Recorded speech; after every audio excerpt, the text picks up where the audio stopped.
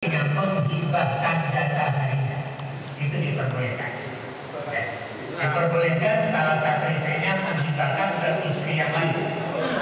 Itu diperbolehkan dan itu terjadi dilakukan oleh istri Rasul yang bernama Saudah binti Zam'ah. Dia berikan jatah harinya kepada Aisyah radhiyallahu anha. Karena Saudah memang sudah sepuh dinikahi Rasul. Sementara Aisyah kita tahu satu-satunya istri yang dinikahi masih gadis, tentu umur mempengaruhi. Sehingga Saudah yang merasa sudah tua, dia menghibahkan harinya untuk Aisyah radhiyallahu anha. Dia menyatakan, ya Rasulullah, qad ja'altu yaumi bika li Aisyah. Ya Rasul, aku menjadikan hariku bersamamu untuk Aisyah, sehingga dia tidak mengambil jatah. Karena itu Rasulullah SAW kalau nginap di rumah Aisyah 2 hari, 1 hari jatah dirinya, 1 hari jatah dari Saudah binti Zam'ah. Dan karena itu Aisyah radhiyallahu menjadi sangat kagum, sangat sangat bangga dengan Saudah binti Zam'ah karena harinya diberikan. Sampai dia menyatakan, ma ra'aitu ra'atan ahabbu ilayya an akuna fi islahiha min Saudah binti Zam'ah. Tidak ada perempuan yang paling aku cintai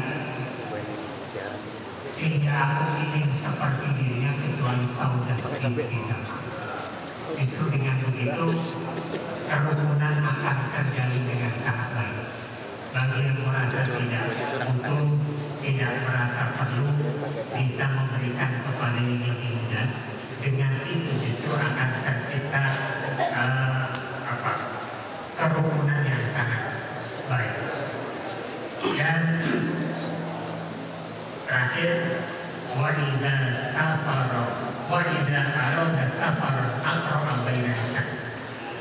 Kalau satu ketika harus pergi jauh, safar jauh, ada waktu untuk menginapnya, bisa 2 hari, 3 hari, maka dia harus melakukan ujian. Nama siapa yang harus menyertai dalam perjalanan tersebut? Ini di luar hari-hari biasa. Ya. Ketika melakukan perjalanan jauh, maka perlu untuk diundi nama siapa yang mau bersama. Itu yang dilakukan oleh Rasulullah SAW dalam kehidupannya. Sebagai diriwayatkan oleh Aisyah radhiyallahu anha, karena Rasulullah SAW tidak arada safar aqra'a baina nisa'ihi fa'ayyatuhunna kharaja sahwa kharaja. Rasulullah SAW kalau ini pergi berangkat jauh, maka beliau akan mengundi nama-nama istrinya. Nama siapa yang keluar, maka dialah yang berhak membersamai perjalanan Rasulullah SAW. Setelah perjalanan selesai, kembali ke sedangkan yang awal. Kembali masing-masing mendapatkan jatah berapa hari dan harus dilakukan secara baik. Demikian pembahasan terkait dengan hak inap bagi keluarga yang istrinya lebih dari 1. Semoga menjadi catatan dan tercipta keluarga yang harmonis. Walaupun istri lebih dari 1, yang terjadi bukan keributan tapi kedamaian. Demikian ada banyak.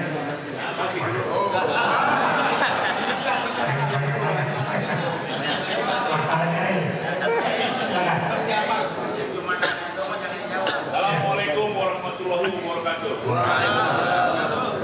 Jadi dulu saya pernah nanya nih, kalau kita mau rencana punya bini lagi, sebaiknya nggak usah ngomong, katanya maksudnya sama. Kenapa? Karena katanya kalau kita ngomong lah kalau bakal izinin. Kedua juga untuk menghindari inilah masih ada rasa sakit hati. Ini kita nanya bareng sama Ustaz Nias.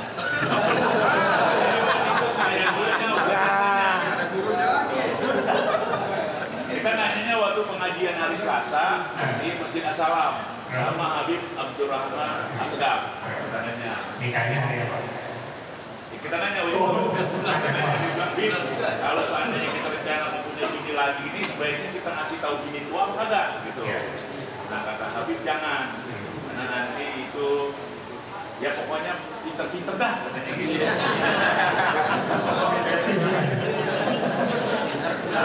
Nah jadi kaitannya gini dulu. Kan kalau misalnya nggak tahu mah hilirnya kita mau seminggu kan di sono, 3 hari kan 4 hari kan orang nggak tahu. Udah tahu sekarang mau tahu. Sebenarnya memang tidak ada aturan hukum seorang laki-laki ketika mau menikah lagi harus ngomong kepada istri yang pertama. Aman lah. Tidak ada pula izin.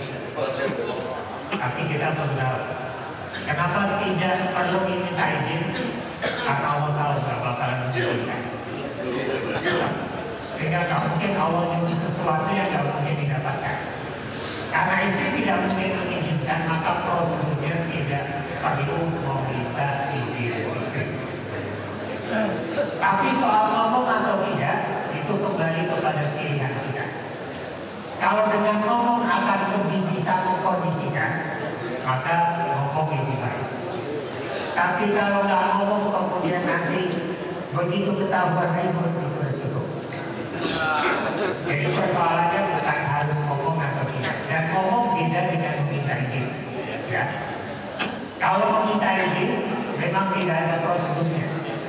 Kenapa? Karena dipastikan tidak diizinkan. Jadi secara umum. Tapi kalau ngomong, sejumlah ulama menyatakan dianjurkan ngomong supaya kita bisa mengkondisikan ketika terjadi keributan. Karena kalau nggak ngomong ributnya pasti tidak. Berarti udah kejadian dulu guru, belum ngomong. Makanya saya bilang daripada minta izin Apa baru 3 bulan? Apa? Baru 3 bulan ya baru ributnya ya? 3 bulan ya ributnya?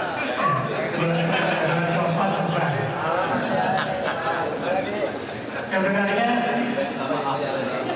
kalau tidak ngomong kemudian nanti tahu sendiri itu resikonya lebih besar. Ya. Walaupun tadi laki-laki bisa bilang daripada minta izin lebih kemudian minta maaf. Tapi apakah dengan meminta maaf kemudian persoalan selesai? Belum tentu.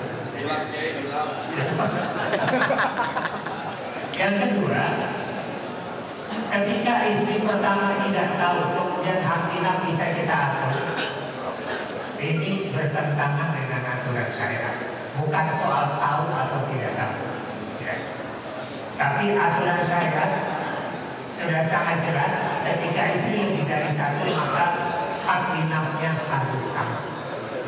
Sehingga tidak bisa kemudian berhari-hari di istri kedua dengan alasan macam-macam kemudian baru balik lagi.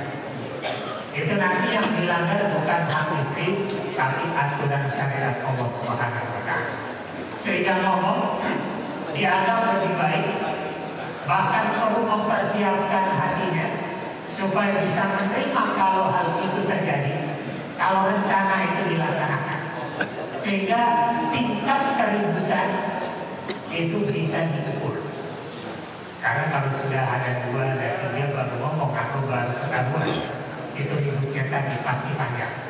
Tapi kalau siap dengan resiko itu nggak ada masalah. Tapi yang penting hadir. Seringkali kalau ribut begitu kan kemudian nggak dihadir, kemudian dia dapat jatah inapnya, kemudian ditinggalkan. Jadi kemudian kita yang bertentangan dengan aturan syariat Allah.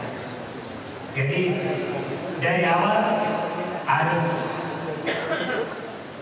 melakukan upaya untuk tidak tercipta keributan dan aturan syariat harus berjalan secara baik.